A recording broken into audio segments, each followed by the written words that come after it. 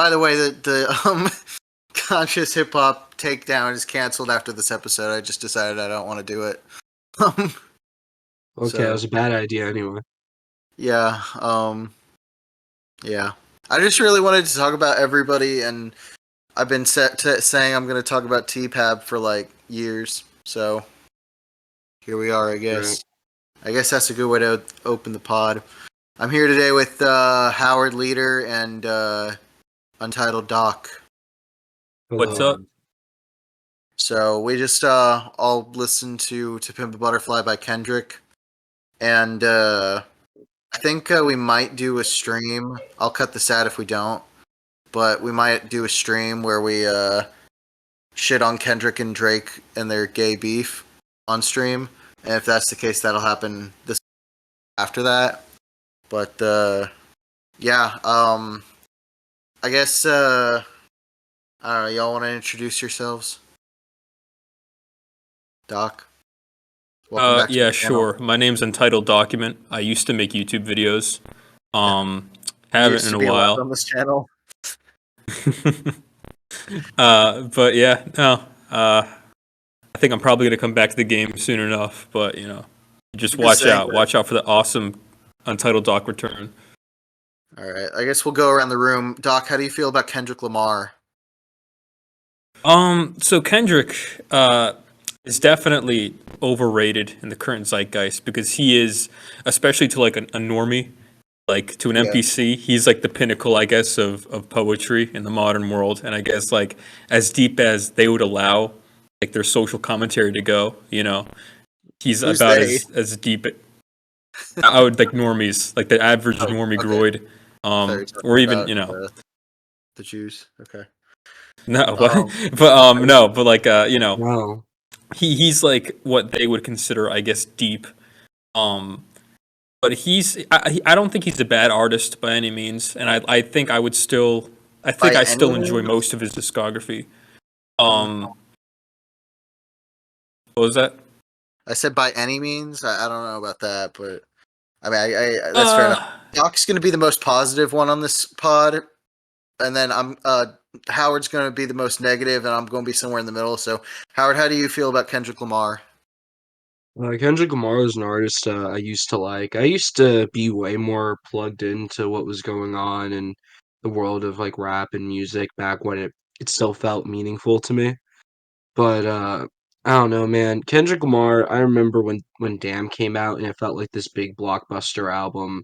I thought it was pretty bad at the time, but everyone was like, "Oh, T-Pap's great album, all that." And I was kind of getting into rap around the time and like got deeper into rap, and T-Pab was a very big album for me. I mean, I listened to it a lot and I listened to many songs from it, especially like King Kunta and the album version of I really liked Kendrick for a time, I would say. And even like like Good Kid Mad City, I remember I liked some songs from it. But man, ever since Damn, he's become one of the least likable men in music. Like, just, he did that extended hiatus, and he came back a couple years ago with Mr. Morale and the Big Steppers, and he came in with that song Heart Part 5, which, a lot of people went gaga for, but I couldn't really muster any affection towards. But then he released Mr. Morale, which was, like, this hour-long snooze fest of just midwit confessions talking about, like, COVID or whatever. Yeah. And like these really like bad attempts at like dramatics and storytelling, and just Kendrick revealing that he's been on fucking Twitter too long in his absence.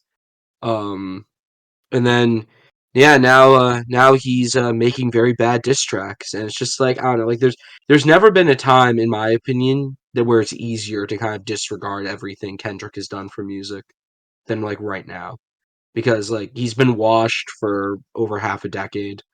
He's pretty much brought nothing of value to the conversation, to the world in a long time, and I think we'd be better off if he were dead. Um, Hell yeah. I don't know, man. And like the more I age, the more I become wise and think about things in the world and decide what I value in art. To Pimp a Butterfly lowers and lowers in my estimation. There's just not a lot here for someone, I think, who genuinely cares about rap music. Yeah, we'll get into T-Pab itself, but I guess so for me, Kendrick is an artist who, like, back when I first found him, I thought it was exciting. You know, I heard Swimming Pools, I heard his verse in Love Game, and I think I heard maybe like his verse in like what was it? No Parties in LA. I'm like, oh, I'm gonna check this guy out. To this day, I've only ever heard Good Kid and T-Pab. I've never heard any of his other albums. Never gave Damn the time of day. Never gave Mr. Morale the time of day. Never listened to Section 80. Never really listened to much of his other stuff. Really, only Good Kid and T-Pab, and those are the ones that everyone considers the best. And I feel like my kind of middling opinions on those albums kind of prevent me from really having the interest to check out the rest. But apparently, from what I've seen, I haven't really missed a whole lot. I think that Good Kid, Mad City. I love the storytelling on it, but I don't like how the story concludes. Like he sets it up fantastically, but then his resolution to the drama that he creates in the album is just so lackluster for me. And I always found the fucking street baptism scene in Good Kid just so fucking gay, and it just turns into a fucking Christian album in just a really like obnoxious way that just felt like it underplayed all of the dramatic build up to that moment. That being said, Art of Peer Pressure and Mad City and Swimming Pools are all songs I really like. As far as T-Pab, I've had a very struggled history with it because when Kendrick did that shit on stage where he brought up the fan to like do vocals on the song, and then the white fan said the N-word, and then he like did a humiliation ritual on them and basically like shamed them in front of everybody for saying it. That pretty much like made me hate Kendrick, and I haven't really wavered from that since. I think Kendrick is kind of a gross person, and I think that he doesn't deserve his fan base. I don't think that he deserves really anything he's accomplished, just because, I mean, he hates his fans, he hates his fan base, and he hates them because he's racist, and I find that kind of gross. And the problem is, he's a conscious hip hop artist, so his albums are supposed to be conscious. His music's supposed to be full of wisdom and guidance and intellectualism, and like his worldviews are just really kind of gross to me. And on top of that, I started to see him as more pseudo intellectual. Back in the day, I did a pretty infamous in my community, pretty infamous review of T-Pab. Where I'm pretty sure it became a copy pasta in the server and all, but basically I attacked T-Pab for being a racist album. Since then, I've kind of come to realize my problem is more with just conscious hip-hop as a whole, and T-Pab doesn't really do much to stand out beyond most conscious hip-hop records for being racist. That being said, it's really hard to like take a charitable approach to any of his music when, you know, you see him in real life. And then since then, like the COVID shit, the fucking when he came back, yeah, and like the diss tracks with Drake, just him talking about like, oh, you should do ayahuasca and strip your ego, you should go to therapy, and just like I like what Drake said. I don't like Drake, but I like what Drake said about he raps like he's freeing the slaves. I think that's he just seems so self-righteous and just so inherently unlikable to me.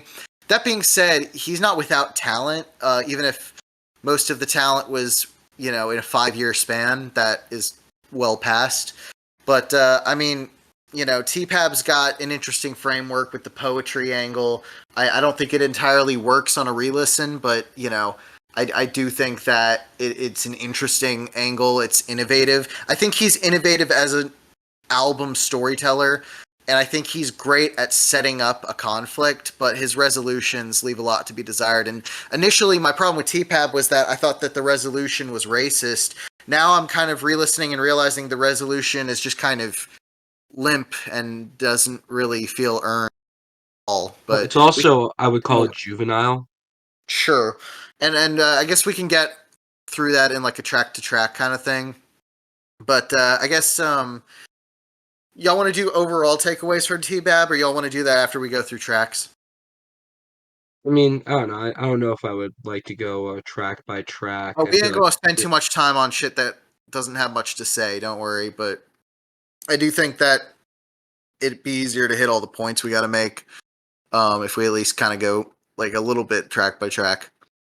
all right. Wesley's theory, I feel like it's the idea behind Wesley's theory and For Free and King Kunta and Institutionalized, like the tracks that open up this album, the ideas within it, I don't think are particularly egregious, even if I do think that I'm not a huge fan of them. But first off, Wesley's Theory is the best production on the album. It sounds fucking fantastic. Um, it's got one of the few good hooks on the album.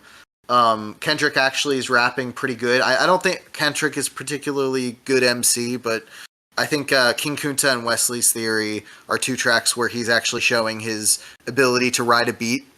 Um, but yeah, just the ideas in the song where it basically feels like being a famous rapper is like a Faustian deal, and basically it's like offers all of these promises, but you're really just getting fucked by the industry. That's not a particularly racial message, even though they do bring some racial elements to it. I don't know. What do y'all think of Wesley's theory? I think that Leslie's Theory and For Free are easily the best songs on this album. Essentially because I think they just paint the most interesting portrait. Essentially, Kendrick is kind of bringing you through the mindset of a newly successful rapper and all the anxieties and insecurities and ideas that go along with that.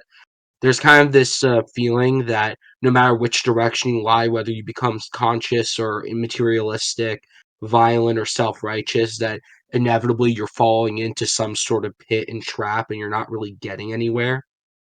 Yeah, Um, I think that ultimately between these two songs, this idea that, in Wesley's theory, sort of, there is sort of a mildly satirical edge to it, with like, the about, never giving the black people money, telling them to go home. Uh, yeah. I that's kind of the racial element of it, but to be honest, I would be putting on a performance if I pretended to be like upset by that. Like that's yeah, not really a racial element that like bugs me. I mean, it's like, I feel like if I was approaching it like a real fucking argument in a debate, maybe I could fucking like scrutinize it, but that's not really what like it's a song, it's painting a picture of imagery and it's fine. yeah, Doc, what are you thinking? So Wesley's Theory, I think, is a fantastic opener. Sonically, it probably is the best on the album. Either this one or King Kunta. But yeah, it sounds super just funky, and I love just Kendrick's flow is great, and you guys pretty much touched on everything that was. When it comes to substance, you guys pretty much touched on it. But yeah, I think it is great, and it comes off as very genuine, which is I'll get into this point over the course of this album. But something that kind of was lost with Kendrick after this album with Damn, and then so forth, it's kind of this natural feeling. Like this album to me still feels very genuine. It feels like a genuine reflection, a genuine reaction to fame, and not something where he's trying to, as Drake would say, get the slaves freed, but something where he's actually reflecting on himself and fame and what it means to him. But yeah. Yeah, I do think yeah, that this album read to me on this re-listen as less of a racially conscious album and more of a fame reaction album. And to be fair, there's especially in hip hop, there's a lot of like fame reaction albums. And I feel like, it's like this one doesn't do too much to set itself apart. But to be honest, I would rather Kendrick talk about fame than him talk about race. Like, I don't know. yeah. And I should mention what I like about For Free. Even though I find the woman at the beginning to be kind of like an obnoxious addition. Yeah, It does show that Kendrick at least at this point had a little bit of a sense of humor that would be lost on him later. I would agree with Um, that. I think For Free is probably the jazziest rap song probably ever made, at least that I've heard. yeah. And I say that like as a good thing. Um, Well, yeah. Well, what I want to say is that one thing I like about For Free is that as braggadocious as it is, there's this kind of fatalistic undercurrent that, like, as much as Kendrick is proclaiming that now he has value and you can't get his dick for free or whatever, Yeah. like there's this like underlying idea of like this is wrong. He's incorrect. He is being he might not be for free, but he's still being bought and sold in ways that he can't imagine at this point. Like there's a Sure. darkness to it. I think the point I'd respond to that is more for King Kunta. So I guess let's go into King Kunta. Um, First of all, I don't remember this song sounding this good. Like that fucking beat and like this is probably Kendrick's best rapping on the album. I don't know. It's just funky. I don't know. It's you said that it before we started recording. Howard said that it kind of bit off another. Was it James Brown song? Yeah, I mean, it literally references it lyrically. It's the payback.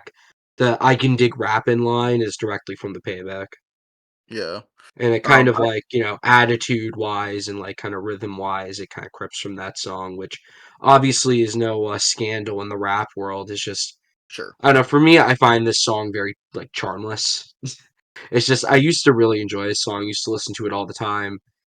And it was easily like the one I would go back to and found the most fun. But kind of looking back on it and seeing that, kind of all the braggadocious lyrics, like they don't have a dark undercurrent. They're just kind of like satirical, like they're a joke. So it's kind of hard for me to like find the song cool in any way. I And then think just like on a substantive angle, I don't know, like there's some interesting stuff, like when he talks about like starts naming people who are like corrupted by fame and power, and that sort of like kind of puts up a mirror to himself. I think that's interesting, but as a whole, I find the song, like I said, just kind of charmless and annoying. I think for me, I love it musically, but when it comes to substance, I do have one issue. Keep in mind, I actually haven't like it's been fucking years since I heard this album until like an hour ago. So you know, there's probably things that are gonna go over my head as we're talking about it, which is one of the reasons why I wanted to not, why I wanted to do a pod instead of just like me talking about it, to kind of pick up what I might have missed. But that being said, I do feel like how he's talking as King Kunta, like the character that he's like creating through the song. Like I feel like in the context of the album, it's trying to paint it as a bad thing, but I feel like what he paints as King Kunta is just positive. And you could say like, oh, it doesn't have like it's just an act and he doesn't actually feel that way, but I'd be a little concerned if it was trying to say that this level of like confidence and like honestly I felt more self-love from King Kunta than I did from I. And I is so like explicitly like, oh, I love Moss. But to me King Kunta reads that a lot more, but I feel like King Kunta is supposed to be like, cautionary tale, and to me I don't know if I necessarily see that. It feels like I don't know. I don't know if Kendrick is like he talks about the trap of fame, but I don't really know if fame is as negative as he like paints it in this album. I don't know if I'm really as convinced as I am with other projects that kind of go deeper into it. But because like I feel like fame only really hurts you depending on your own level of self-destruction and how gullible you are. It's like a song like "Say Goodbye to Hollywood." Sorry for fucking talking about Eminem on a fucking Kendrick pod, but "Say Goodbye to Hollywood," I mean, is I think a really good like fame, like getting destroyed by fame song. But that being said, it's like he's kind of getting destroyed by himself. It's not really like he only really has himself to blame. Um, but I don't know. I Well, guess I go ahead.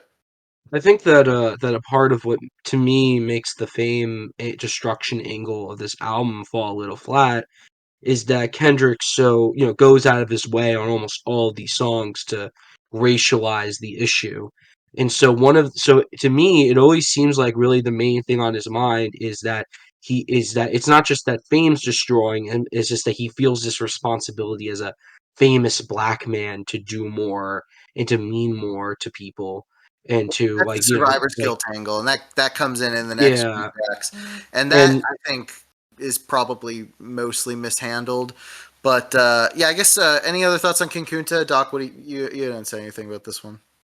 I love this song. I love the production, and I think this is probably Kendrick at his best when it comes to rapping on this album. But yeah, no, I love the lyrics. I find it very funny. And I find it, I just enjoy the song. I don't know, with like the whole thing being like satirical. It's like, are you guys saying like the persona he's putting on, like the braggadocio, like that's supposed to be satirical? Yeah, yeah. I Like think it I, is. I think I think what the album's getting at is that King Kunta is like a bad thing. Like he shouldn't be King Kunta. At least not at that point in the album.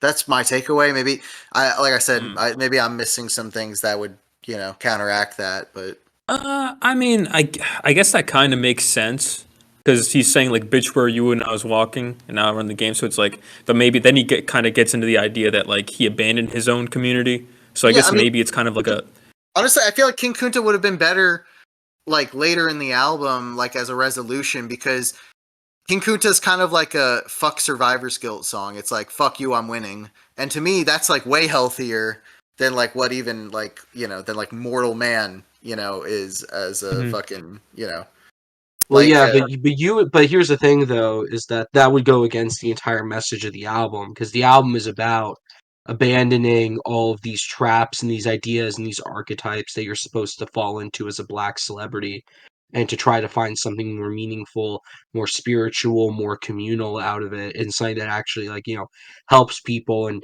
again, we see the beginning seeds of Kendrick's martyr complex, I think, coming in with the overall arc of this album where yeah, he's well, yeah, decrying selfishness and individualism with a song like King Kunta, and then getting into this idea. It's like Kendrick needs to strip himself of his hang-ups and his insecurities and all that so he can escape these archetypes and become the more more than just an n-word. yeah, but As he at the puts it. same time, it's like I can't help but feel like how like I said, I'm King Kunta sells self love way more than any of the other songs, and like him becoming like a spiritual paragon, and we'll go more into it, but just like his becoming that is, oh, why don't we think black skin is beautiful? Oh, what if the hobo is Jesus? Oh, maybe we shouldn't kill each other while we say fuck whitey. We should just say fuck whitey and not kill each other. It's like, oh, great.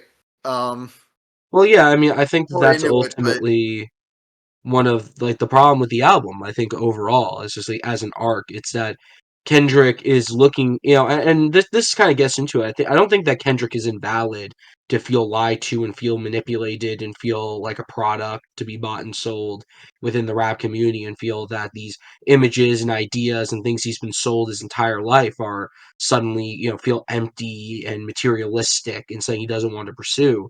But ultimately what happens is his arc and his journey into getting out of this and discovering self-love and all this is him just kind of falling back on a lot of, in my opinion, sort of like annoying and uninteresting, like kind of pat wisdom.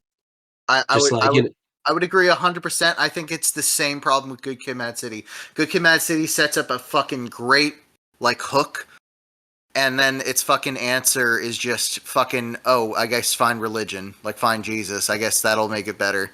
Like it's just so fucking like anticlimactic and just so like it just does nothing. And I feel like this is the same thing where like I like from Wesley's theory to you, I think is such a fucking perfect setup. Like I don't even like survivor's guilt as like a concept because that's something I don't personally understand because of my own value system. That being said though, like if you're going to make an album about survivor's guilt, then these first 6 tracks do a fantastic job of setting it up and getting even me to like give a shit. Um, even if not all the songs are particularly like great, like the next one, Institutionalized, I actually like don't even mind what he's saying in the song, but the song itself is kind of a snore. This is like the first track where I feel like the music itself kind of suffers. But I mean, what he's talking about, like he's like his rapping's not particularly good, but he like the idea that like when you get out of prison, you're institutionalized. You basically only feel okay in prison, and then taking that idea but making it the ghetto and then getting out of the ghetto. It's like, to me, that's kind of an interesting idea. I don't think it really delves into it to a point where it stays interesting, but I don't know. It's like I don't really mind that as a song. It's just the song is kind of a fucking bore. What do you guys think? I mean, yeah, I guess performance-wise, this isn't really that great from Kendrick. I like the production though. Still, I still think this is like a very like fun kind of very This like before the warm. production got bad. It's just Yeah. like mid. Like I don't think the production's bad yet, but like it hasn't nosedived. But it's just like next to like King Kunta and fucking Wesley's Theory. It's kind of like, okay, yeah, whatever. Yeah, outside of For Free, which was kind of frantic enough to, I think, pull it off.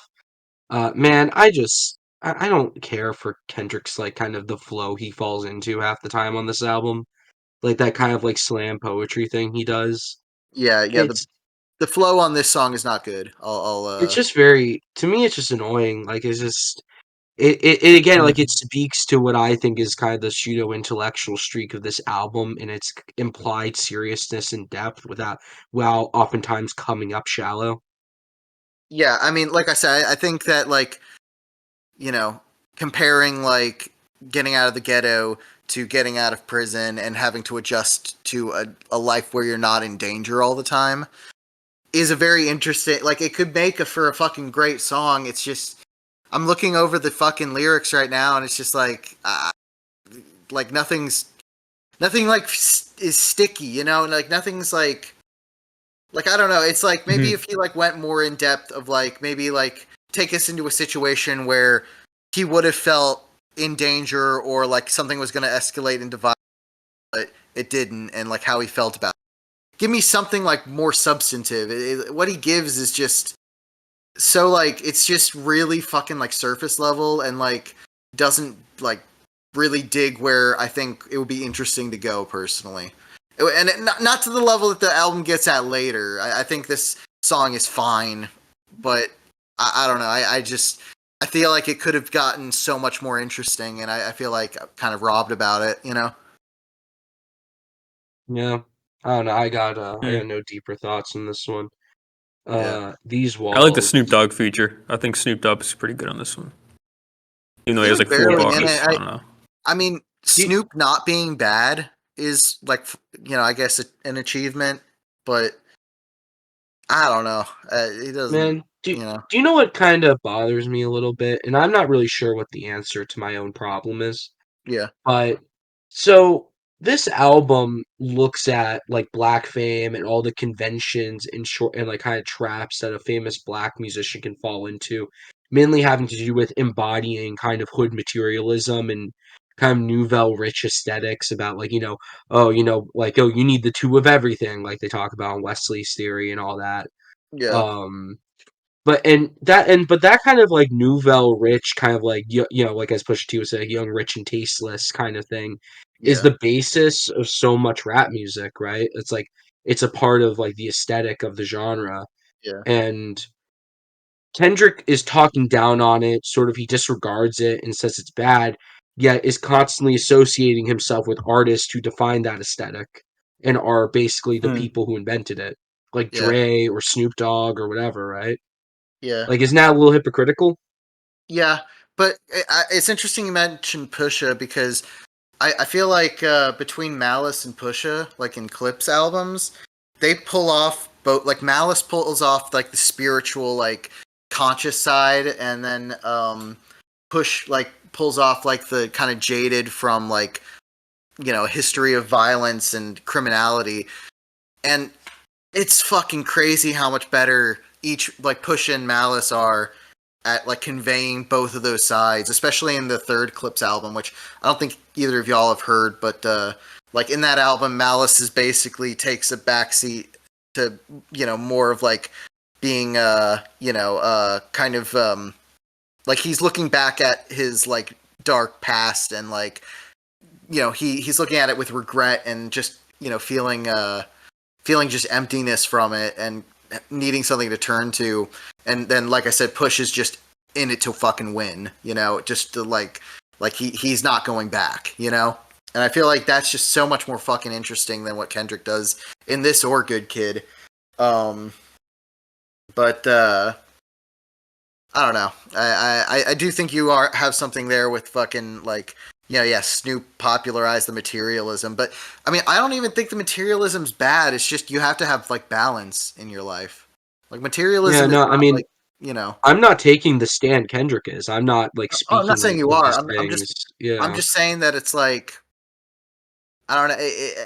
I think you're right that it is kind of hypocritical, but also I feel like, you know, Kendrick feels like all black people are just fucking good kids in a mad city, right? So, like, you know, it's not that Snoop is bad for materialism's bad, but Snoop's not bad for pushing materialism because he's just a victim of his environment. You know, I think that's probably how he justifies it because like, I mean, the whole idea of Good Kid, Mad City from the title alone throughout the rest of the fucking project is just, oh, you're just a product of your environment, and that's where I feel like that album particularly fails. But you definitely see remnants of it in T-Pap, especially in songs like a fucking Hood Politics and fucking Blacker the Berry and Mortal Man. It's like I don't know. I feel like you definitely have that like oh it's just a product of environment, you know, but it's like it's kind of taking the agency out of it, you know. Well, yeah, well, I think Kendrick definitely comes from a political and philosophical camp that doesn't believe in free agency and doesn't believe and believes entirely that things exist within circumstance and time, like, and that there is no such thing as like a great man or whatever. Like, he definitely comes from that camp rather than someone who believes in like kind of the idea of great men or powerful individual, not powerful like Well, because substantial King Kunta individual. is a song about being a powerful individual. It's a song Yeah. about being a fucking cool fucking dude, you know. It's like King Yeah, but Kunta. that's to Kendrick, that's a fantasy that doesn't exist. You're still a victim of a greater, system That that's just making you think like that's making you turn your back on your community. is it. I forget what song it is, but he's like, "We're not victims. We're not victims. But how many people have we lost? We're not victims. Look where we came from." You know, it's like okay, but you're a victim though. You know, this is a. I do think that this is like a victim mentality album in pretty much every track but King Kunta. I think that's why I like King Kunta, even though in the context it's like I'm not supposed to feel that about that song like I should. You know, Yeah, or like no, I mean, and that's a part of why I don't like King Kunta is because it's not real. Like it's ironic. yeah, and that's why it would have been better if that was like the fucking like, you know, fuck you, I'm a winner. You know, like that to me, that's like that would be a better fucking like In finale. hey, in America, there is no winners when you're black. Yeah. Um. But these walls, I don't really feel like there's any substance to it. I just really like how it sounds. I don't know. I Yeah, don't got much to say. this one definitely shrunk on me just sonically. I mean, compared to like Wesley's theory, I don't know. The song just kind of ran very flat to me. It's not like Didn't it's not like as it. good as Wesley's theory, but I do think that it's I don't know. It's got some soul in it. I fuck with it. It felt very like it felt like quantized, like kind of smoothed over version of the sounds it was referencing. Maybe Didn't vibe with it. I do think Kendrick's rapping is probably the worst part of the song. I like the hook and the production more. Doc, what do you think of these walls? I know that you probably fuck with it.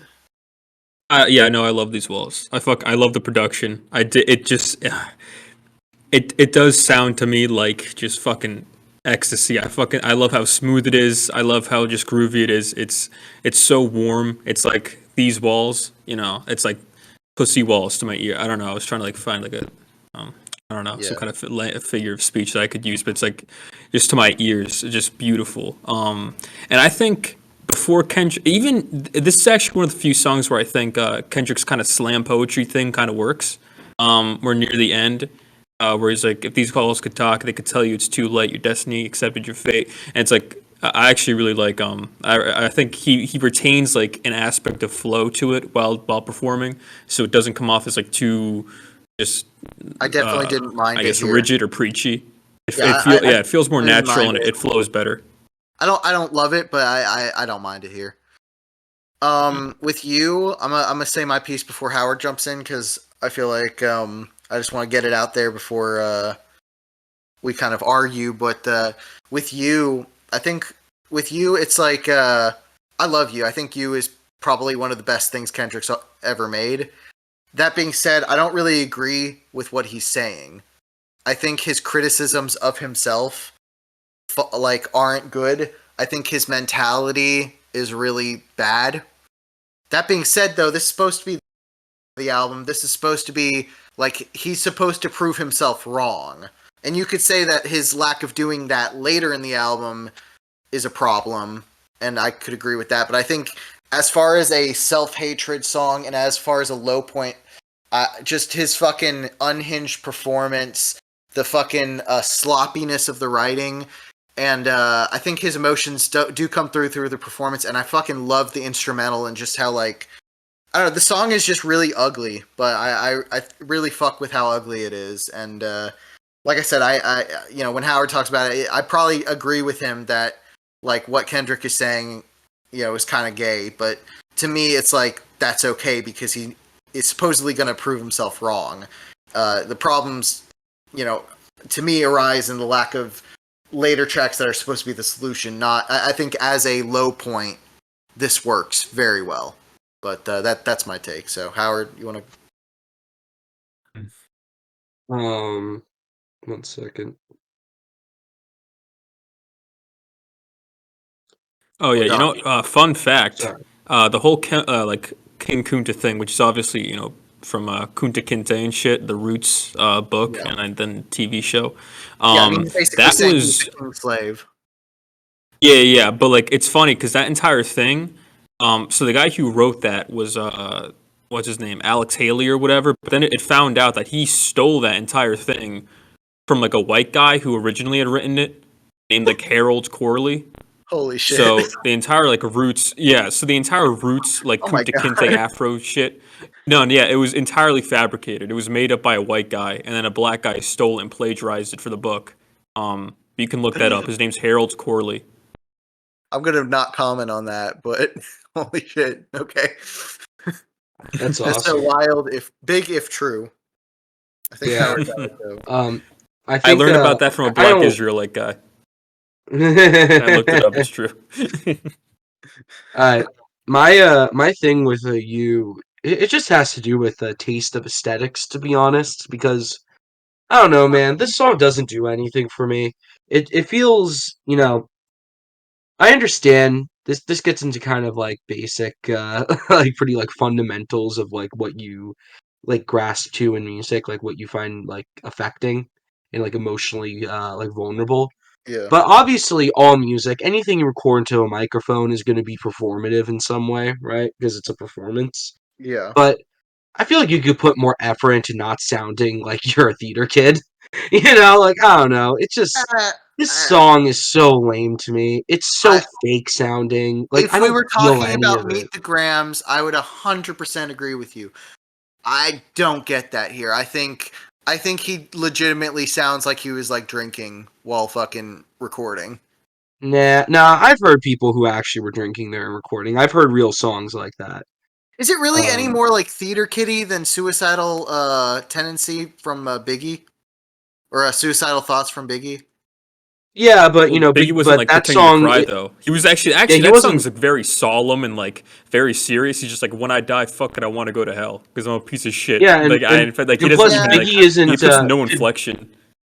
Yeah, also Biggie isn't white elephant art. He's not like trying to like beckon you to be like, oh, this is the most serious piece Fuck. of art Yeah, ever. God damn. Actually, you know what, Tim? Thank you for bringing that up because actually now, because I was also upon re-listen, I used to love this song. But upon re-listen, this definitely has shrunk on me for similar reasons Howard has said. Like I do think it's a bit too performative. And now thinking of something like Suicidal Thoughts. Holy shit, that is like such a perfect song to like put this against because that's probably just as like damning and self-critical, if not more so, because he gives like very specific examples. It's not like, oh, you left your people. He just says like, I stole out my mother's purse. I fucking fucked my wife's sister. I did all this shit. Like he just says that shit and he doesn't cry or anything. He's just like, I'm Yeah, gonna go to hell. I'm a piece of shit. I want to kill myself. And then like it's I over. said, It's like very fucking. stone if I cold nigga shit.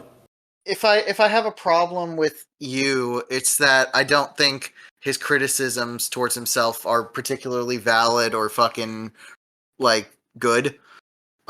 Which, like I said, if he had brought a good solution to later in the album, like if King Kunta was the response to that, I feel like that could work better. But yeah, I mean, I do think that I will agree. I think substance wise, it could have more, more to it. Like it. Does he talk about killing anyone? And you, I forget. I think he says he No, didn't kill but he anybody. said he'd be with his friend's little brother. But then when he left, that brother got shot. I think it was like Oh something yeah, like yeah. that. He's talking about how like he couldn't go to a funeral. He just fucking FaceTimed. I don't know. It's Yeah. like I think it Well, works enough. that's the thing though, is I'm not substantively I'm not unempathetic to the song, you know? It's Okay. just the way it's made. Like I just disagree with it on a taste level.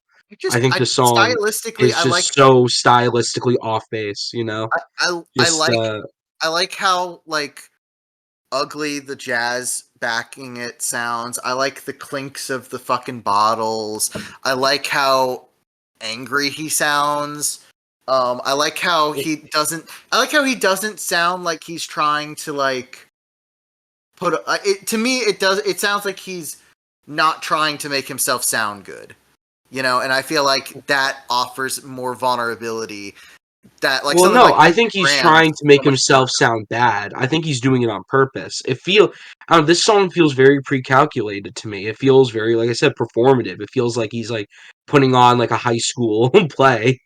I It guess has no appeal to me on that level. Like I just hear some guy who's like, yeah, I'm gonna get him going. He's like rubbing his hands together. Like this is not a man at the end of his rope. I'm not convinced. Like it I just mean sounds fake and gay.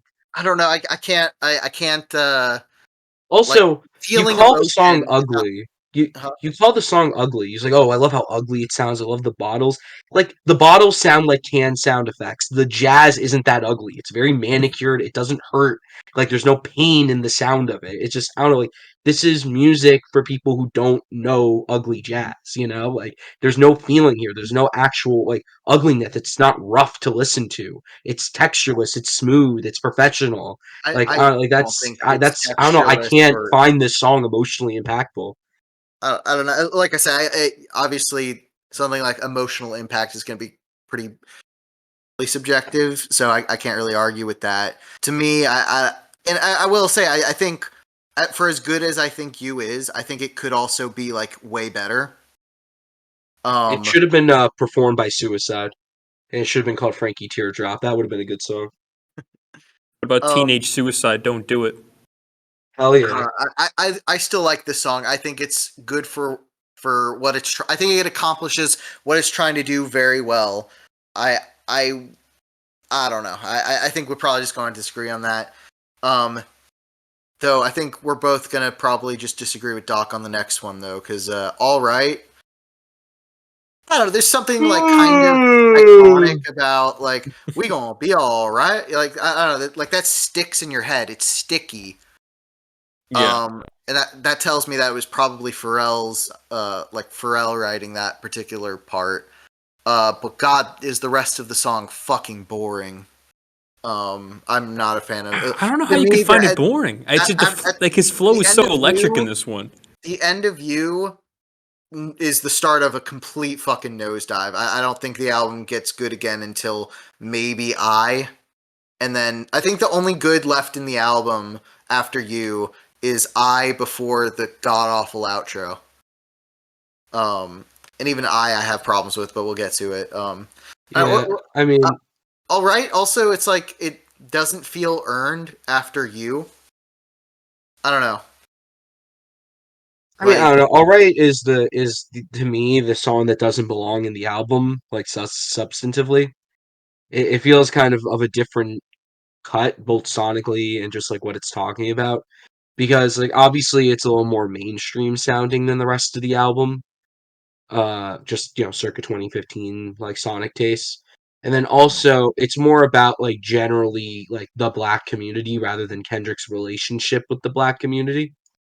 But he doesn't really say anything about race, though. I mean, I think you're probably right, He but hates it's the like, popo. sure, but I mean, I don't know. It's like, it's just like I'm looking over the lyrics right now. The Lucy section fucking sucks, though. Yeah, I mean, I find Motherfucker, this you can live song. at the I mean, mall. I know you can. I don't really find this song electric or boring. Like, it's just kind of a flat line for me. I think that the beat's okay. It could be better. It could be a little more full sounding. It does sound like a kind of a concession to mainstream taste. Um, and Kendrick, I mean, yeah, I do find that we gon' be all right. Like that, that is fun, and it almost like half convinces me that I could like vibe to a song I find kind of dull. I don't know, like I don't find Same. Kendrick particularly interesting here. It's just he I think kind of Pharrell's the best like part of the song, and that's yeah, which is weird because I don't even like Pharrell as a producer that much, but like he definitely brings like at least like kind of a vitality to this song that I don't think Kendrick does. I don't think he brings enough of it, but I think what's there is because of Pharrell, not Kendrick. Um, I don't know. Like I'm looking over the lyrics, and it's just I don't know. It's not doing much for me. I like the police brutality stuff. We could talk about it, but like I mean, I'm it's weird because with police brutality, I kind of agree with ACAB, but for pretty different reasons than like BLM does. So it's like it's weird when I see like anti-police shit because I agree with it, but like I don't know the idea like I don't know. It's like it's you could say poor people get fucked by police harder, and you might be right, but at the end of the day, everyone gets fucked by police, and I don't think it's a racial issue. So it kind of loses me when it becomes racial because I think the fact that we have laws that are like abusive to our fucking people and cops just enforce that and do their job to enforce it's like Kendrick's not talking about like fucking eminent domain or fucking what's it called um civil asset forfeiture. Like he's not talking about shit like that. It's just like, oh, police No one shoot the would know black about man. that, Tim. But then it's like, okay, but like, sure, the police shoot some black men that aren't, like they shouldn't be shooting. But then it's like also you have like rapist murderers who, probably should be shot. I don't know. And beyond the fucking police, so it's like fuck police, but also it's like we, like don't be fucking violent either. I don't know. Yeah, yeah. Fuck police, but you shouldn't be allowed to own a gun. Yeah. No, Uh, that's that. Like honestly, like go. I'm plugging my fucking shit. Go listen to Fed Kennedys by Nathan King. He might be onto something. That guy. yeah, Um, I mean, I don't know. I think that anyone who thinks this is the best song of the 2010s, the decade of party rock anthem, is just doing it performatively. is this song that liked? Kind of a what? I said this in the listening party. It was the number one best song of the 2010s according to Pitchfork, and it's Kind of very. just a. I mean, it's well listened to. I'm looking at it. It's the most listened to track on the album. It's not like bad, Mhm. but it's like fucking. It's just kind of a wet fart of a song. I don't know. Well, it's gonna be all right. It's fine. It's I think like it's pretty good. it's not bad. It's just, I don't know. Well, there's a reason why Drake got the hits, and Kendrick don't. Okay. Well, yeah, but Drake is a better artist. True. I don't have any fucking take on that except that I They don't. know, dude. They know.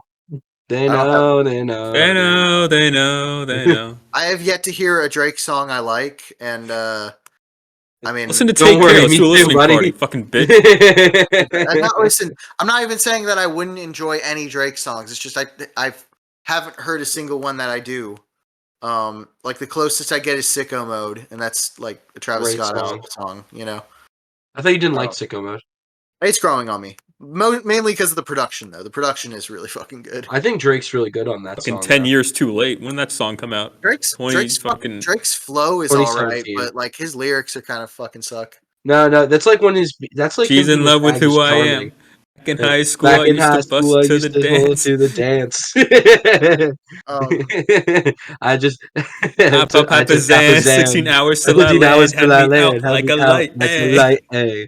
Like a light, eh? I'm not gonna Like a lie. light. Ay. Slept not through gonna the li- flight. Ay. I'm not gonna lie. I think I only know the Cleveland Brown version of the song. Actually, Wow. You gotta Cut miss this out. Drake. I Cut wish he this was out. still They don't. They alive. don't. They don't need to hear our sicko cover. Yeah, I don't know. All right is like Tim, say the N word. Cut this out. Nuisance. They are a nuisance. Thank you. Oh no. God um, damn it. for sale. Who gives a fuck? Okay, mama. Who gives a fuck? Okay, hood politics. What? Okay. I feel like we should talk about For Sale because it kind of sucks. Yeah, Wait, but like it hold on. sucks in the way that like I don't know. It's boring. I mean, it's like that. For Sale is just like the Faustian song. It's like, oh, the devil. Like Yeah, the music industry is a devil trying to fucking. But it's like, I don't know. This has been I like fucking. the chorus on it. I just don't like Kendrick. When he starts rapping, it gets bad, Yeah, this is one of in the more my like opinion. slam poetry ones, right? Yeah, this is what Yeah. like. No, sorry, when I said the Lucy verse, I was thinking of this song. I'm looking at the lyrics now. Um, God damn, that second verse fucking sucks. Um, but like it's so obnoxious because he just keeps saying he literally says like Lucy like twice every bar, and it's just his flow fucking sucks. What he's saying isn't interesting.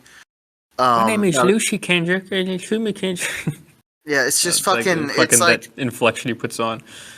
it's the song is just fucking cartoonish in a way that betrays the supposed realism of the album, and it's also just fucking like it.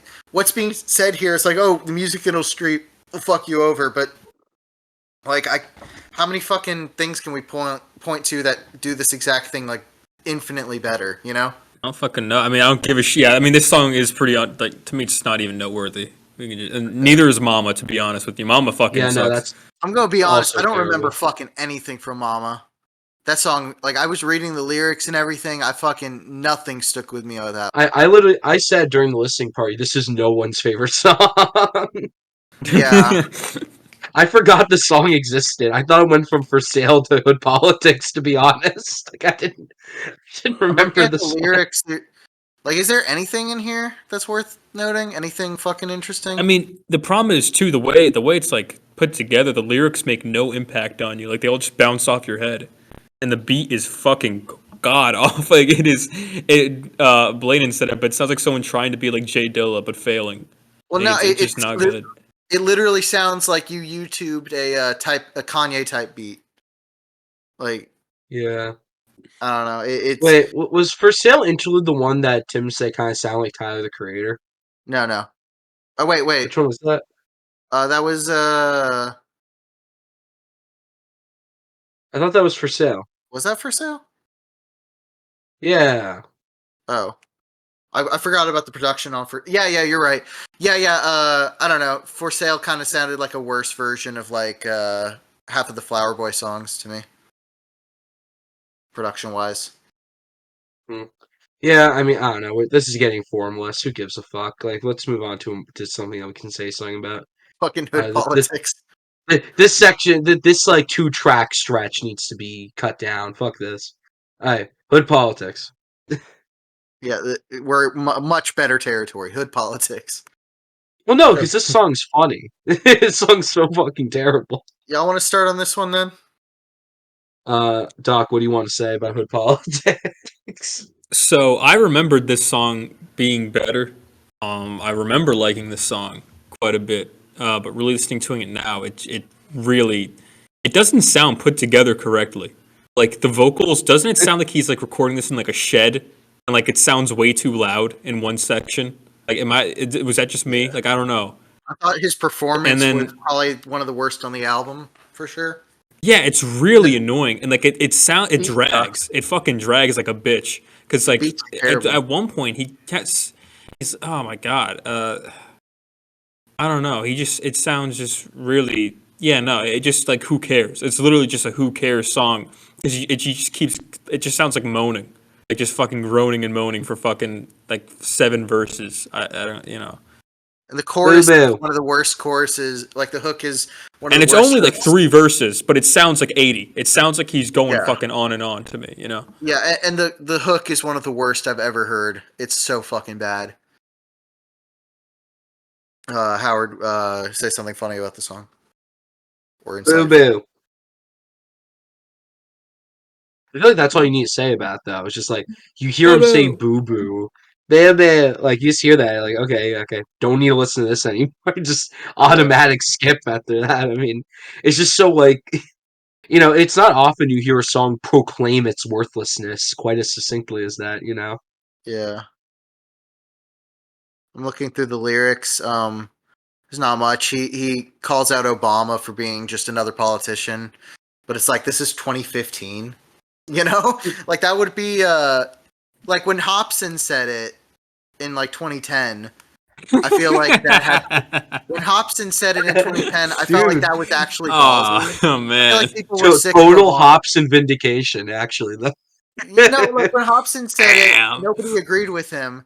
But by like 2015, Obama kind of fucked the country like a lot. So like it was kind of people were getting kind of sick of him. Like we wouldn't have gotten Trump if fucking people were happy with Obama in 2015. It just seems late to the Yeah. fucking party and like ballless.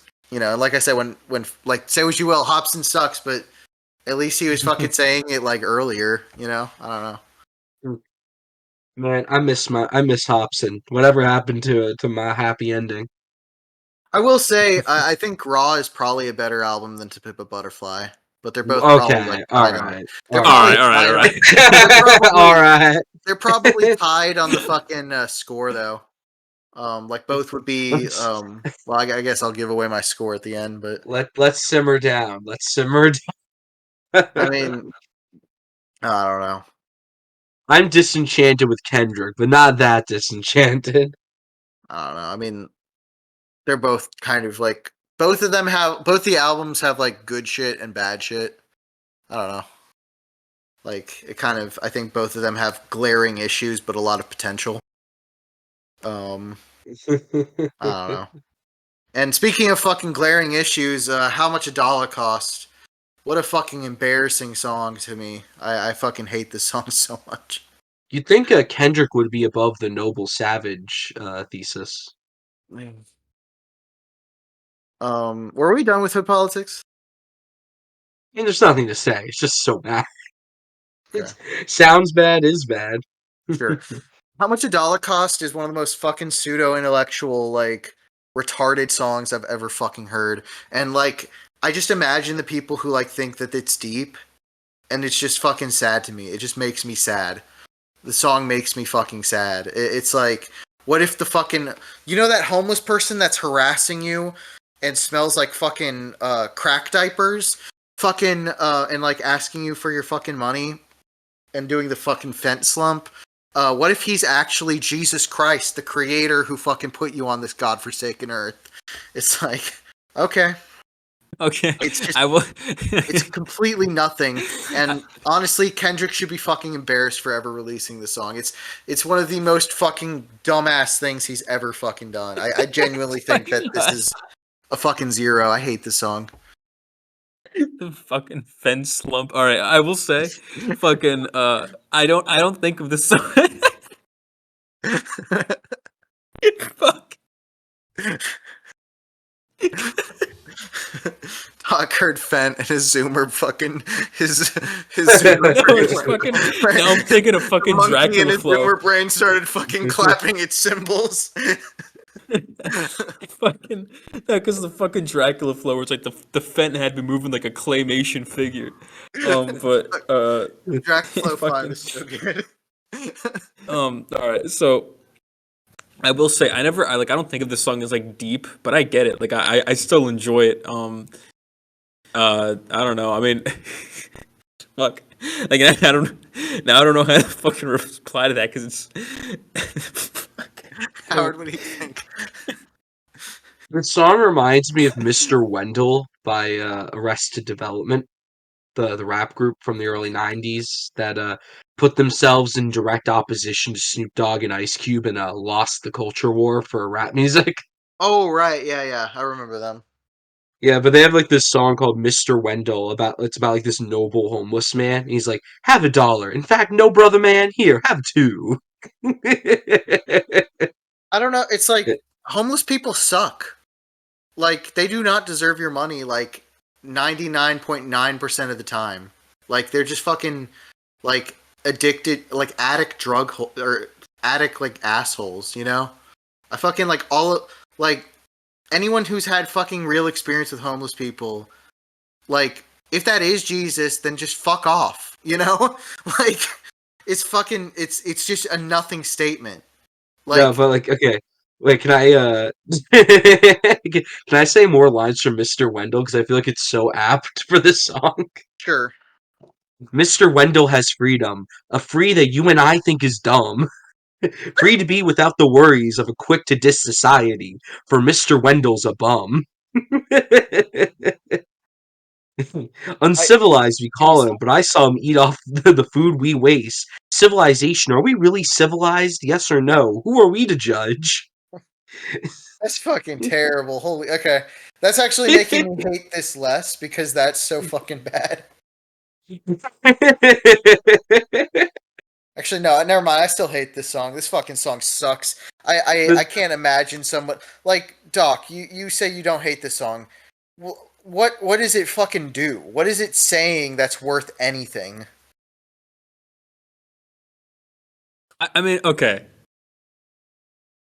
I'm sure. I don't know. I mean, 'cause, like tying it back to the whole survivor's guilt thing, like I don't know. I just think the homeless guy only asked for a singular dollar, which Kendrick obviously has a fucking dollar to give, right? So it's like just that test of I guess humility and him not giving it, and then it's tying it back to the Christian. I guess to be fair, maybe the reason it does affect me in this way is because I am Christian. So I think without the already existing faith and the idea that you probably should try and be charitable whenever you can, it probably wouldn't mean anything. But I don't know. For me, it does. Like, because there are many times, I guess, when I go throughout the day and I think back to certain things, I'm like, I fucking I should have been differently there. I should have acted differently. I should have been more charitable, and I should have. And then when you tie that into like this greater idea of maybe the homeless person who is doing the fucking vent slump and he smells like crack diapers. In the crack What does he say? He doesn't. In the whole throughout the whole song, he's just harassing him. He's following him. He's insulting him. It's like yeah, Kendrick has like. Is he insulting him? I thought he just says like, "Hey, can you fucking give me?" It's done nothing to earn any of it. Like, oh, I'm struggling. Okay, well, fuck off. It's like what like. It's not even like he has a fucking like. Oh, I was this or that. He's just harassing him, and like for all we know, Does he? if it's not Jesus, it's just fucking some fucking addict who fucking beat his kids and fucking like ended up on the streets. It's like how the fuck do we know? Like I don't know. Like the idea that like the person. I don't know. Wait, where in the song does he harass Kendrick though? All he says is he wants like $1, right? The second fucking verse, he like follows him. Temper building staring at him.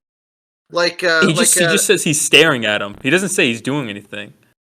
Let me look at it.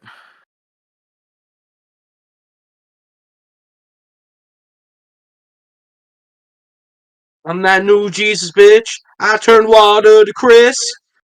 And I think we're supposed to gain more from like Kendrick's reaction than we are from the homeless person because it says he's just like the homeless person is just staring at him, and Kendrick is becoming very angry by the fact that he's just staring at him, meaning that Kendrick probably deep down does feel a feeling of guilt that like okay, well he knows he could help this person if he wanted to. Okay, well that's Kendrick just being a fucking faggot then. But it's like real talk. You want to talk humility? The homeless person should have more humility. The fucking Kendrick, he actually earned it. Kendrick was in the fucking trenches and fucking made stupid money. Like that's like sick. He earned that money, I don't know, and maybe that's like my whole problem with survivor's guilt in general. It's not Is that he that doesn't though, and it's not saying that the homeless person also deserves all this money because the homeless person he's seems to saying not that the actually homeless care person's about. Jesus. That's kind of insinuating Well, that. yeah, but well, think about it. Jesus was born into like a fucking manger. He wasn't born into like he was born into like a stable with a Yeah, bunch of goats and shit, and I so don't. it's I don't supposed care if I'm it's doing pretty good on myself. I don't think Jesus needs my dollar. I think that kind of metaphor just doesn't work in general. Damn, he died for your sins, man. Yeah, yeah. no, it's not even that he needs your dollar because obviously technically when you go to the full like the reasonable conclusion to the if that this metaphor were to be literal, then obviously God would not need your physical money because it doesn't mean anything.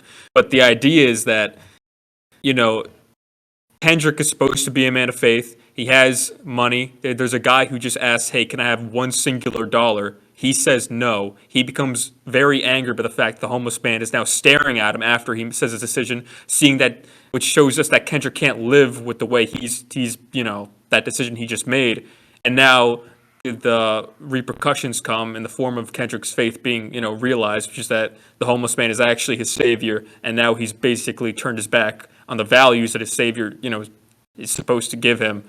So it's it's not like I don't know. For me, it's not like the fucking homeless person is supposed to like be a millionaire or whatever. It's just that Kendrick is supposed to be living up to things that he's not living up to, you know, in that moment. Eh.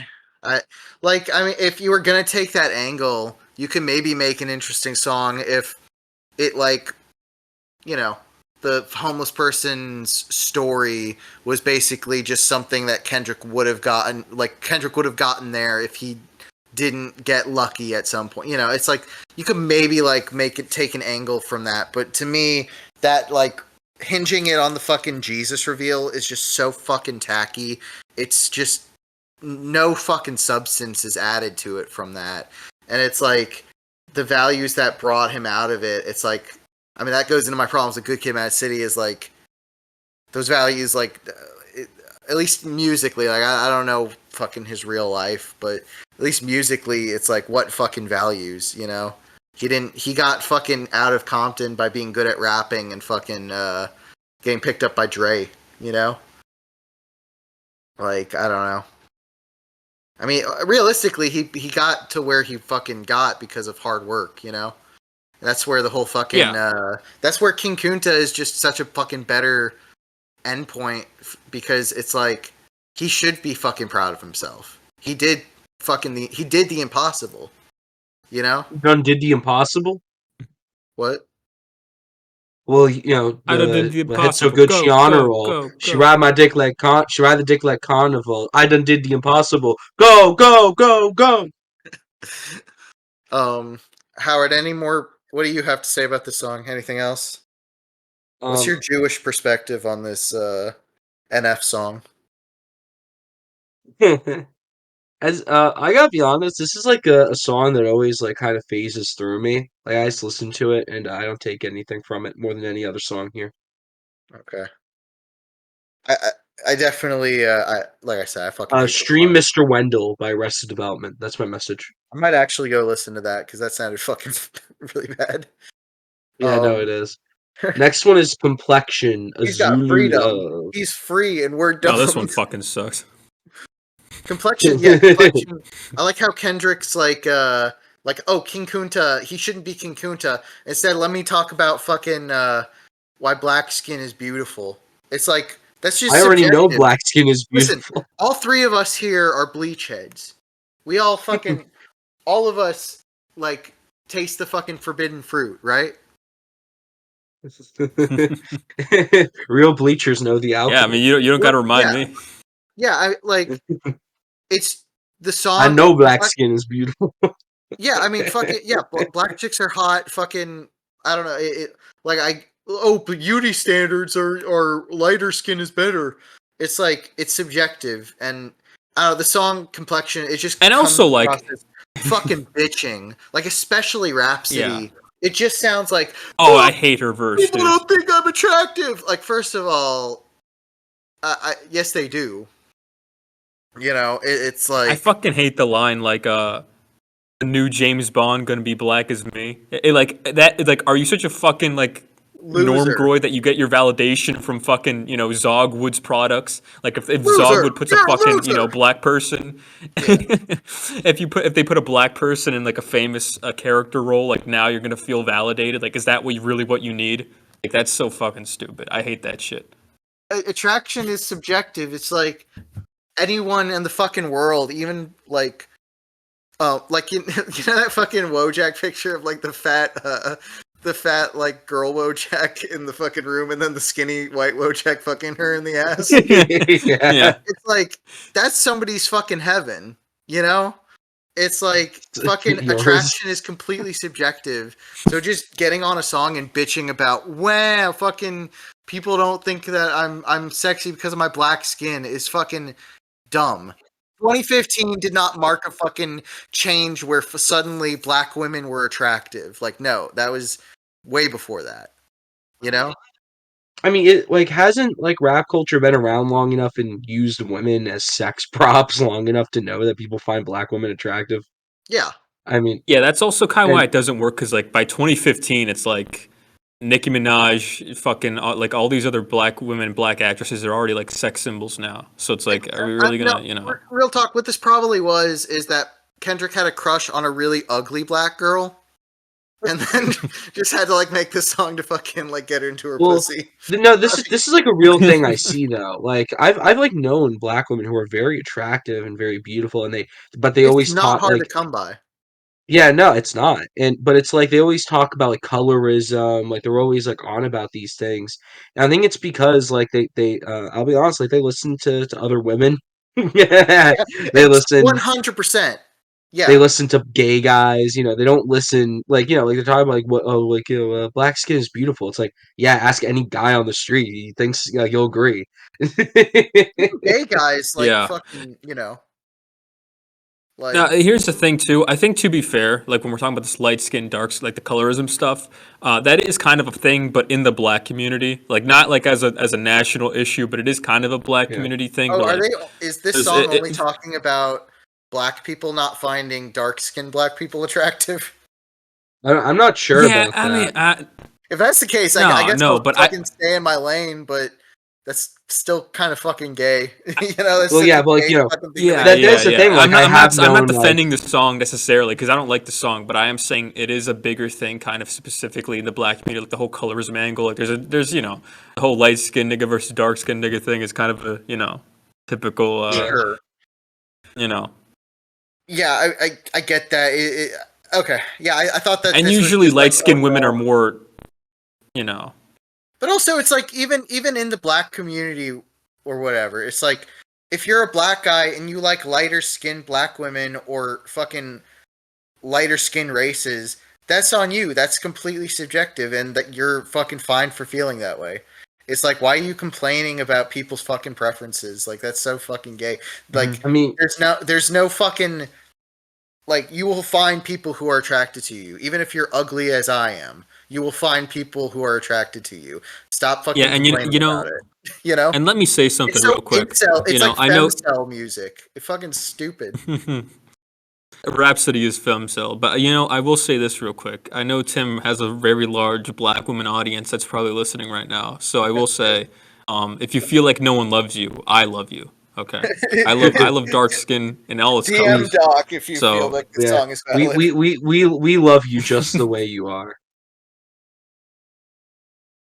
We all love All you. right. So what's the next? This What's the next this fucking coming song? from the white this coming from the white boys, Queens. We love you. Um, Speaking of black people, the blacker the berry. this song I feel like we got to talk about more than any of the other ones because Really? Do we? I didn't fucking listen to the lyric. Like, I only listened to the chorus. That's the only good part. I didn't fucking pay attention to the other shit. I will say, like, for a second, the assassin chorus brought me back to Yeezus, and I was having a good time, and that's pretty much it. But no, I mean, like, this song is Tim, like you're the the most biggest racially hypocrite of motivated. 2015. Huh?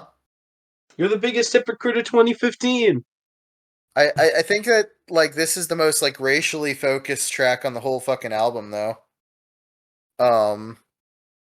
Like I don't know. So when he's like saying like my skin is blacker than Aryan hearts and shit like that, like I'll argue about Brant about this song. Like the ending line, he always says it's like, like the fucking end of this song makes it not racist, but really the end is like, it's like, oh, how can you cry about Trayvon Martin when you're also killing black people? And it's like that's fine as a point. I don't think that's a bad point. Like obviously, like if you're fucking I think that's valid as a point, but I don't know. It's like the other lines leading up to it. I don't get how that negates any of those. I don't get how him saying black on black violence is bad negates like the fucking like somehow like undoes like the racism in the fucking like verses. Like I don't know. What do y'all think? Or y'all just not actually listen to the lyrics of this at all? I really, I I will gotta be say, honest. I'll just get out of the way quickly. I exhausted every point I yeah. have on this album in the first half. Like, it's like I feel like all the songs with any meaty substance to them were in the first half of this album, and that's really everything positive and negative I have to say. I think this album, after I guess like you or all right, like completely falls off as far as like points I could make against or for it. It's boring. It's not interesting. I find Black of the Berry to be kind of an ugly and uninteresting song whose perspective is probably bad, but I just don't care.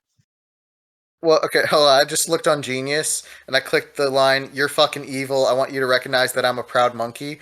And the Genius annotation says, "Monkey is a racist slur directed towards black people." Damn straight. Holy shit. Um, but no, I feel like this is like the fuck because when I made my fucking infamous review on TPAB on fucking Rate Your Music, I feel like this song and Mortal Man were like the two songs that I was fucking talking about the most. So I'd like to talk a little bit about these songs. You can talk about it. Okay, well, Doc, what do you think? Black or the Berry? Yeah, I don't really like this one, but I will say, in the third verse, there's a line that's like, "I'm black as the name of Tyrone and Darius," and maybe this might be giving Kendrick too much credit, but Tyrone and Darius aren't like technically quote unquote black names because they come from European. Well, actually, Tyrone is European. Darius is fucking like Middle Eastern, in origin. So now this might be fucking giving him too much credit, but he was saying I'm black as the name Tyrone and Darius. Maybe like the genius annotation is saying, this could be Okay. commentary on the arbitrary nature of race. Um, as there is nothing in a name to permanently tie it to a race and whatever, that kind of thing. So if that is the case, that might just be a way fucking overreach. That could just be like the most basic lyric that's being like fucking overthought. But if that is the case, I think that's a pretty smart lyric. But again, I would that's agree with that. it's entirely If it's smart, then it's smart. If it's not intended that way, then I mean, I don't yeah. necessarily think Kendrick probably intended it that way, but I mean, Yeah, whatever. that's the thing. I'm looking at it. Very I'm thinking, hey, possible. there's no way he fucking knew that shit. There's no way he knew about fucking Darius being a Persian name. Like, Yeah, that's my automatic like fucking thought. But if he did, then that's a good lyric. yeah. But otherwise, whatever. I don't know. It's like when he says, "I'm black as the heart of a fucking Aryan." Like, what is he trying to say through that? Is there a psych in there that I'm like missing listening to the song multiple times? Yeah, I don't know. Like, if maybe, because like unless he's trying to say Aryan as in like fucking Aryan as like a Nazi or Aryan as in like Aryan Brotherhood, but like the thing is, I mean, I guess that makes sense, but otherwise, if he's just saying Aryan as in like a white person, then I don't know. Like it's It's like it. I don't know. He's like each of these verses are like, "Oh, I'm the biggest hypocrite." Then it's just a bunch of racist shit, and then he says, "But I also kill black people." And it's like, yeah. to me, So the latter is the part you're supposed to be like, oh no. yeah. I don't know. Am I missing something as far as like him just being like fucking like early Malcolm X type shit, like White Devil on some White Devil shit throughout the track? Like, am I just missing something? Here's And the I'm thing, like, though. I know that can't getting be baited? like that's probably not how Kendrick really feels. There must be like some. I mean, I don't know. Well, Like, no. it I is- mean, Kendrick is racist, and that's why I don't give it the fucking benefit of the doubt. Because, like, with the fucking Mad City concert thing, it's like that is objectively a racist. Well, here's the thing thing, to do. though. That You shows can a see, hatred. like, you can see though. No, you can see though in a different performance where he got like a white girl on stage to rap it, and he let her say the N word the entire time. But that was like when the album had come out, like in 2013 or 2012 or whatever. Yeah. Like he let her. So I think he adopted that kind of position of like not letting them just like Okay, after when was the fucking Damn concert came thing? out. Because that might be, you might be onto something. So Wasn't the that concert during you're the talking about Damn was late tour? 2010s. Yeah, it was during Damn. So you're talking about late 2010s, but there's another performance I can probably That's still 2 find. years after. Or hold on, let me see. Shit, when was this? 2018. Okay. So that's 3 years after this album. I mean, maybe he's not racist here, and he got racist 3 years later. But also, I don't really see a psych in here, other than, oh, black on black violence is bad, which is, like, not a psych, you know? I could be getting baited here. Like, I don't want to be like a fucking, like fucking Steven Crowder, fucking, I don't want to get like trap carded, But I mean, this Fell for it song again, does a feel word. kind of racist towards white people. Like, it does feel like the white devil, Malcolm X type shit. And as like a fucking Martin Luther King Jr. fan, that I don't know, that's kind of gay. I don't know. It's like, is there something in the song I'm missing? Because I've gone over it. Like, after we finish listening to this album, I went over the song multiple times to try to fucking see if I'm missing something, and I haven't fucking gotten it. I don't know. Am I getting baited? I have no answer to. I mean, Okay. to be fair, maybe this could be coming from the perspective of someone who is not necessarily Kendrick. It could just be an angry fucking, person from the hood. Sure, but I don't know. I don't know. To me, it's like I think this album is a lot less racial than I remembered it as, and less than its reputation is.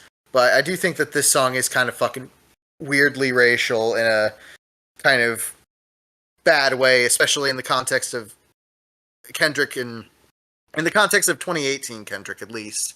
I guess it's possible. Yeah, it is funny because there's if you saw the picture of Kendrick when he was recording his Drake diss tracks, he has two white audio engineers. He was wearing a fucking Oasis T-shirt. So it's I don't know, like I don't know. I can't. Kendrick has a lot of white fans, and I think the N-word, like the concert thing in 2018, I think that stems from him fucking hating that he has white fans. Like, honestly, I think that's why he pulled, because obviously it was intentional. He brought her up on stage for that track so that he could make a point, And I think that it's because he fucking felt like he had too many white fans. I genuinely think that's the only fucking explanation for it, unless he got like a call from like fucking whatever BlackRock was in 2018. Mm-hmm. Maybe. I don't know. It could also. Do you think it could be possible that he just succumbed, succumb? I don't know, to fucking crowd pressure, because the crowd was fucking angered by the fact that she was using it. Like, even though the crowd is mostly white people, they were like, I've "Fuck watched you," that clip a like, bunch of that times, kind of stuff. and I don't I take that as Kendrick more than I took that as the crowd. Especially just how he fucking talked to her about it, Yeah. Well, and the I've next gone on song record is saying that that's like one of the most embarrassing things any fucking music artist has done, just ever. I think that was fucking so. It's like that person was sitting in the fucking like front row, like to be brought up on stage. That person like gave so much. Like, that person is literally feeding Kendrick's children, and it's like fucking and the wife he beats. yeah. It's just fucking gross, and I don't know. It's not impossible. I thought that it happened closer to 2015, but it's not impossible that he wasn't racist in 2015 and he was in 2018. That's not impossible, but it's just really hard to like give him the benefit of the doubt, like in TPAB. But like I said, it's really only no, because here's the thing. I just found it. I found the clip. Yeah. I found the clip where he brings this is like from like way before that one, but he brought up a white girl to sing the rap Mad City, and he let her say the N word. So I Yeah. think like I don't. So again, so I don't know. Like for me, I think it might be. I think that what you're talking about, like him It's with also Kim not being pre-martyr happy having white complex, fans. Kendrick. You know? Yeah, I think he developed this idea that he wants to be like a black martyr like later on. You know what I mean? So I don't know. I think he's racist, but I do think when it happened, I feel like he was like, I have to say this. Like, I feel like it was like came from like this like moral like fucking like, oh, I have to fucking stand up for and it's, oh god, I fucking hate that so much. But I don't know. It's like, I guess if anyone in the comments except Brant, because Brant's explanation is bullshit. But if anyone else has like a fucking explanation for, am I getting baited? Like, it is Black of the Berry a White Devil track? Because I'm not convinced that just saying black on black violence is bad is like negating that. But maybe I'm missing something. I don't know. You ain't gotta lie. Mama said we can actually skip that one. That's a fucking nothing track. I don't even remember what that one sounds like. It's a fucking snoozer. There's nothing interesting in that, and the whole song is just about like, oh, just don't lie. Be true to yourself, if you're making music. And it's just fucking. It's nothing. It's just a fucking nothing song. And I don't think anyone's gonna get mad at not liking that one, unless like you're like a hardcore Kendrick fan. Yeah, this is definitely as like I remember this album like remembering every track and thinking every track was at least significant to the overall thing, but like man, like for sale, Mama, like Hood Politics, You Ain't Got Lie, Complexion, like these are nothing songs. Like these are not like tracks that are worth coming back to or valuing within an overall experience. I would say every single song in between You and I, like the album would be better if they were cut. Every single song, Well, one of the well, songs. I'm just more talking to like feel significant. Like I think Black or the Berry and like how much a dollar costs feel like significant tracks, even if they're bad. I don't Um, know. Yeah, I agree. There are just songs in this album that just feel like with no impact. Like there's no purpose for them to be there. You know what I mean? It just yeah. I don't know. it Like I just said, I fucking love the Finally, setup on this album. It's just the fucking like the after the setup of like the first 6 tracks is just the conclusions the album comes to are fucking nothing. And I guess that takes us to I, which is like the emotional climax of the album. But it's like, why does he love himself now? Does he love himself because Negus. does he love himself now because he met Jesus and said black women were not ugly? Like, is that why he doesn't hate himself now? well, I will say I'm glad he put this version of it on here instead of the single version, which is really bad. I mean, this version is Um, bad because of the outro. I think yeah, but you can skip that. the song up until the outro is like, it's not great, but it's fine. The best song on the album, other than the first 6 tracks, and probably the only song on the album other than the first 6 tracks that I would consider good. Yeah, I feel But like the outro is so bad that it kind of makes me dislike the song as a whole. I don't know. It's my like ca- I like the uh energy, but why does he love himself now? It's just kind of there's no substance. It's like Good Kid all over again. yeah, Like, I don't know. yeah, my thing with this song at this point is I think the outro's bad, but whatever. The song itself, I don't know, man. It feels like Baby's first like funk like rhythm. Like I don't know, just like everything sonically about the song feels kind of like thin to me. Just It I know feels there like are he people went to like therapy and is just doing affirmations in a song. I don't know, maybe. But but like I it's don't know, it's like just the playing, like I don't know, like again, there's this like the oh, I'm gonna have a whole band behind me. We're gonna be playing this way, and I don't know, man. Again, like one of the things I have a problem with Kendrick is just he has this he's white elephant art. He thinks that the only way he can like express rap music in an artistic way is through like hailing all of this like kind of old world and importance onto it and like put bringing this scale and this like this like tastefulness to rap music that I think is just inauthentic to the style of music that it is, and it doesn't really work. Like to me, it just feels kind of flatulent and not that compelling overall. I feel like I've gotten much Production's more pretty good emotion. though. Like I Yeah, think I the song is guess like carried by the some production. some songs sound good, some songs sound bad in the album. But what I'm saying is that I have found much more emotional catharsis out of music that does not hold itself to the same level of self-importance. This feels like elevated Yeah, like rap. This Drake. feels like, yeah, exactly. Like I've talked about we talked about this with like Meet the Grams or whatever, where it feels like the A24 elevated horror version of a diss track, right? Yeah.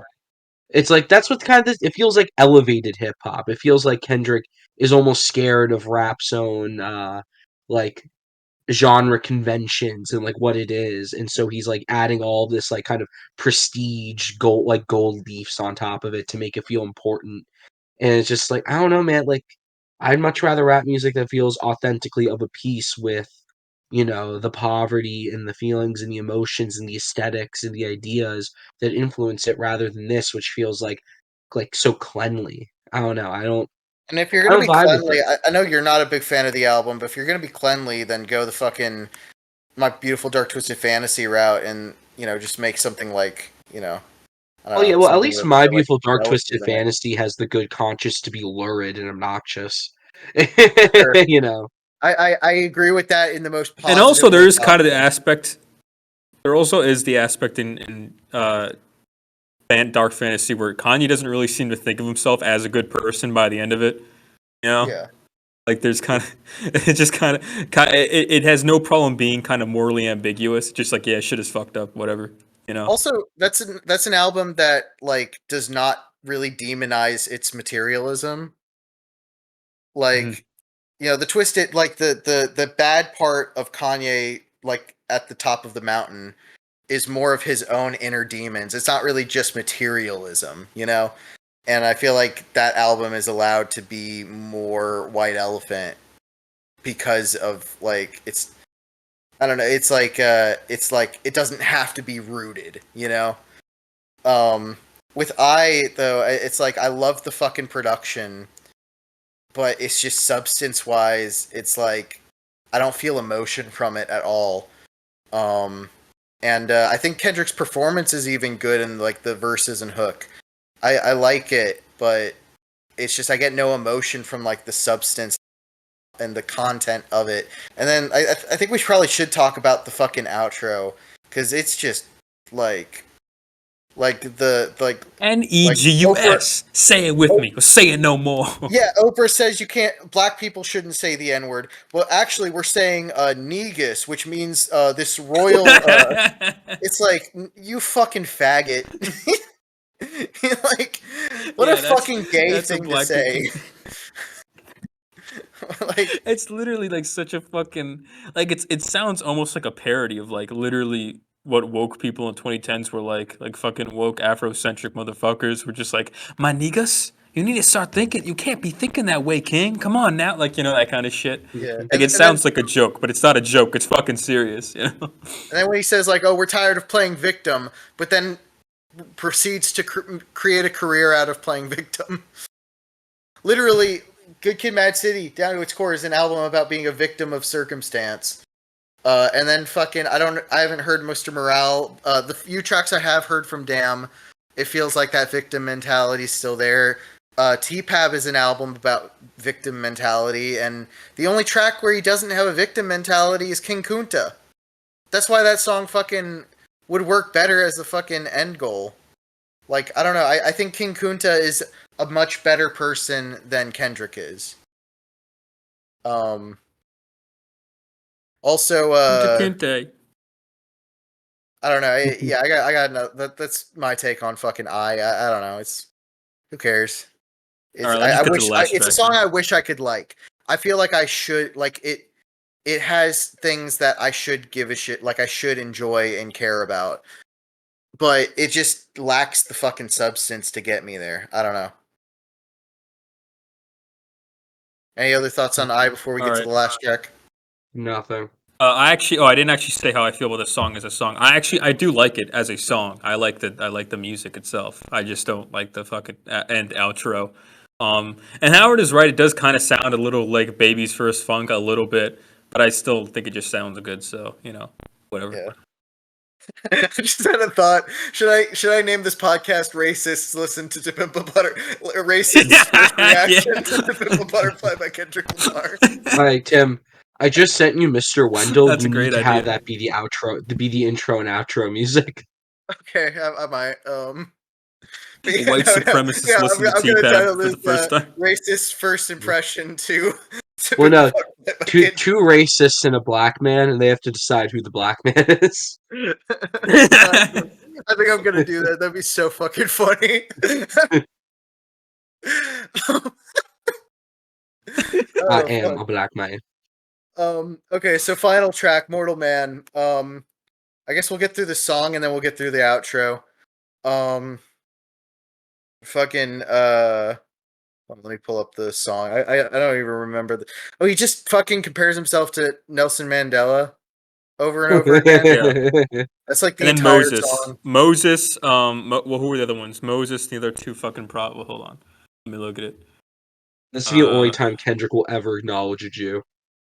But even the Oh, fucking Moses, Huey Newton, or Detroit Red, Martin Luther, J.F. Kennedy, Michael But- Jackson. even this song kind of just is more about like the fame aspect than it is really about the than it is about his like about race. I don't know. Yeah. Like the song itself, Oh yeah, not definitely. the talk part, but like I don't know, it's weird because he just keeps making these allusions to race throughout the whole fucking song and really throughout the whole fucking album. But there's not a lot of songs that are about race in particular. You know, it's like you have Blacker the Berry, fucking Complexion, and then I don't know. That's kind of like the main ones. And then Mortal Man is kind of like I don't really know if it's about race as much as it's just like fucking like I said, just a shit ton of allusions to race that don't really say much, and it's more talking about fame, I guess. I don't know. And this is another one where it's like Kendrick. This is supposed to be like Kendrick on the other side of his journey. You know, he's has like a newfound outlook on life, and to me, it's just fucking like, what am I supposed to take from this? You know? Yeah. Yeah. I would agree. As a conclusion, it feels kind of weak. Like I don't know. Like, what's the message? the entire here thing supposed is- to be? Like, what is Kendrick's fucking arc with like as reflected through this song? It's like I don't know. Is it literally just I said black women were attractive and I will give my money to homeless people now, so now I'm not a bad person and I don't have to feel as bad about like is he? It feels like instead of conquering survivor's guilt, it feels like he's bargaining with it. Like, oh, if I stand up and be a martyr for the right causes, then maybe I'm maybe I don't have to feel as bad about making it while others didn't. Like I don't know, it feels like he's bargaining with his survivor's guilt instead of overcoming it. And I feel like that probably takes us to where he is like nowadays. You know, that nowadays is probably just a byproduct of that transformation. And I think it's a transformation kind of for the worst. Because like I said, if he Yeah, turned no, into King Kunta, he'd be sick. King Kunta's fucking awesome. But instead he became this fucking overcompensating martyr who's obsessed with who has to like stand for the right social things so that he like bargains with his fucking survivor's guilt. And to me that's just such a like he earned his success. He earned his he worked hard, and not only that, but he made it to a better place. It's like, be happy about it, Yeah. But I mean, the fact that this album doesn't have a solid conclusion is displayed by what Kendrick would become. Like, the fact that he never has fully reconciled with his quote unquote survivor's guilt or how he feels like he should be presenting himself as an artist or a black artist, I guess. Maybe if I'm conscious enough, that'll make it okay that I'm rich. But it's like, yeah, that is basically what it feels like. But that just makes both him being rich and the conscious elements that he's portraying both grosser to me. Cope. It's cope. It is cope. It is literally cope, and it's fucking. I don't know. It reminds me of fucking. I should mention. I should mention. I find the Tupac thing to be really gay and just Yeah. embarrassing. Like So it we feels get like to talk fan about the fiction. outro. It just feels like fan fiction, right? Like I don't know. Like it's like he's fucking Forrest Gumping himself into rap history. Sure, I think Stupid. the idea looks good on paper, but when you actually see it, it is kind of. But I think my main takeaway from re-listening to it is, wow, Tupac is not nearly as fucking like conscious as people fucking say he is. Oh yeah, well Tupac, like, didn't he die when he was like 26 or something? No, he was 24. 25. He was 20. No, Yeah. 25. No, I mean, like Big was Tupac, like 25. Pac was 24.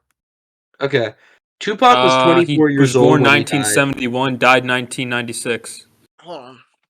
Maybe before his birthday.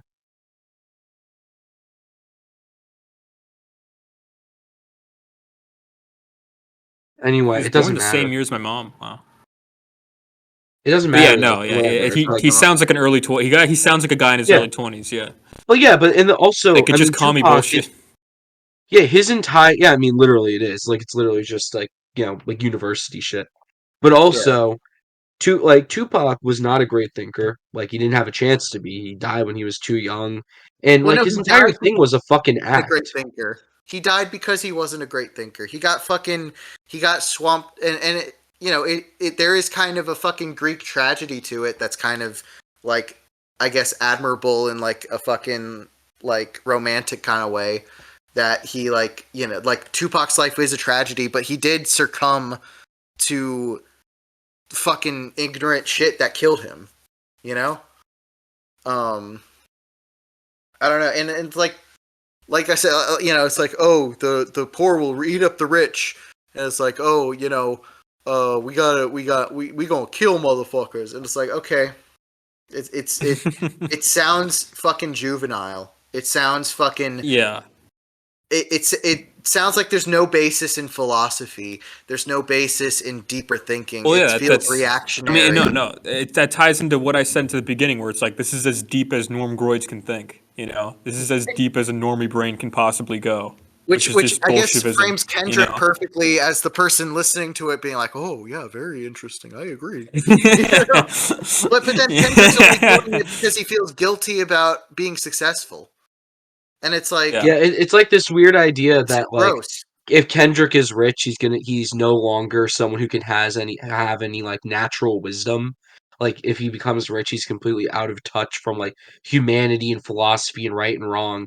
So he just needs to be like strong armed by his own like crushing guilt into listening to dumbasses espousing revolutionary nonsense. And then that's how Exactly. he'll like get real. You can be a good poor person. You can be a good kid in a mad city. You can be a good kid in a fucking rich city. But like, you're not a victim of your fucking circumstances. You're not a fucking, like, you have agency. You have free will. You can make choices. Like, Art of Peer Pressure is a great song, but at the end of the day, he was wrong for being peer pressured. At the end of the day, him overcoming it is him.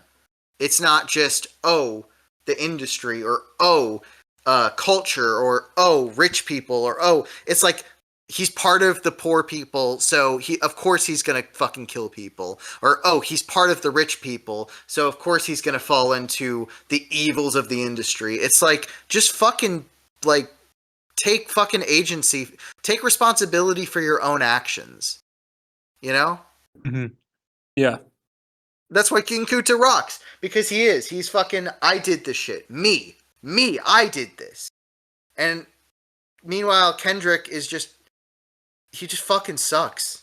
I don't know. I guess that's my takeaway from this album is, if he became King Kunta, it would be a fucking good story, but he just became kind of fucking pathetic, and I feel like people aren't even seeing the results of it until now, and even now, people view him as a fucking savior of hip-hop, as a fucking genius, fucking taking down Drake, who's like fucking retarded, just a literal gay fucking retard, who's only has pedophile allegations, Like, I don't think he fucked Millie Bobby Brown. He's just too fucking stupid to realize that he shouldn't be texting a minor.